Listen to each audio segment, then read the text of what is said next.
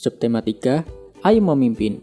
Pembelajaran 6. Pemimpin yang baik adalah seorang yang dapat menilai dirinya sendiri.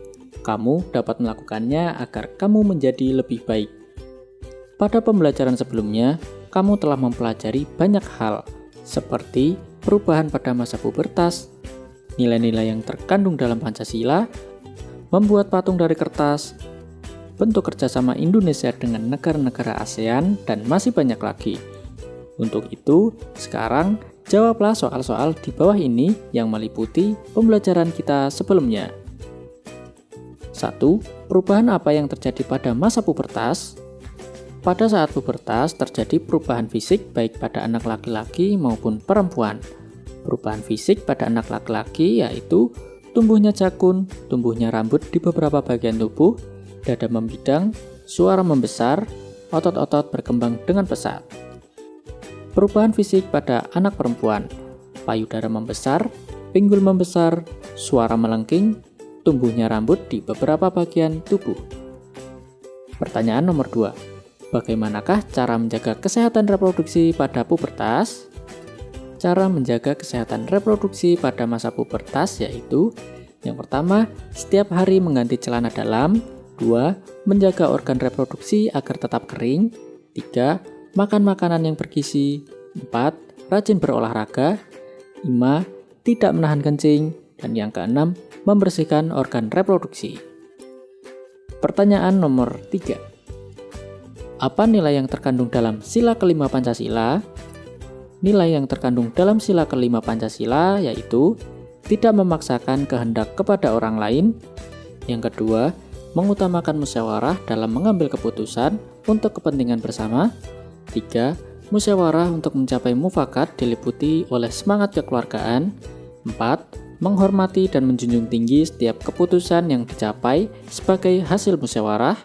5. Dengan itikat baik dan rasa tanggung jawab, menerima dan melaksanakan hasil keputusan musyawarah. Dan yang terakhir, di dalam musyawarah diutamakan kepentingan bersama di atas kepentingan pribadi dan golongan. Pertanyaan nomor 4. Apa pendapatmu jika kita selalu memberikan bantuan kepada seseorang sepanjang hidupnya? Mengapa? Kita tidak boleh selalu memberikan bantuan kepada seseorang sepanjang hidupnya karena akan membuat orang itu malas dan tidak mau berusaha. Kita boleh membantu jika dia benar-benar memerlukan bantuan. Pertanyaan nomor 5. Bagaimana cara membuat patung dari sabun batangan? Cara membuat patung dari sabun batangan yaitu: yang pertama, buat sketsa patung yang akan dibuat pada batang sabun. 2. Potong sabun sesuai dengan sketsa yang dibuat dengan menggunakan pisau atau cutter. Dan yang terakhir, haluskan patung. Pertanyaan nomor 6. Apa yang harus disiapkan jika kita akan membuat patung dari bubur kertas? Cara membuat patung dari bubur kertas. Siapkan kertas bekas. Rendam kertas kira-kira selama 24 jam sampai lunak. Buatlah kerangka menggunakan kawat. Besar kecilnya kawat menyesuaikan besar kecilnya patung yang akan dibuat. Kertas yang sudah lunak dapat ditumbuk lagi, lalu diperas dan dicampur dengan lem kanji sampai berbentuk seperti tanah liat. Tempelkan bubur kertas pada kerangka kawat sesuai dengan bentuk yang diinginkan. Untuk mendapatkan lapisan luar yang halus, lapislah dengan kertas yang berwarna putih dengan lem. Dan yang terakhir, jemur patung di bawah sinar matahari. Setelah kering, warnai patung dengan cat kayu atau cat tembok sesuai warna yang kamu sukai. Pertanyaan nomor 7.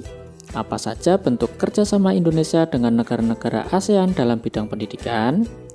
Yang pertama, dibentuknya The Southeast Asian Ministers of Education Organization pada tanggal 30 November tahun 1965. 2.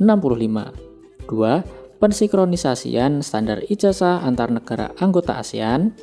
3. Peningkatan ilmu pengetahuan kalangan pemuda ASEAN dalam proses integrasi regional. 4.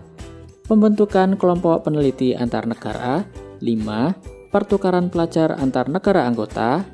6.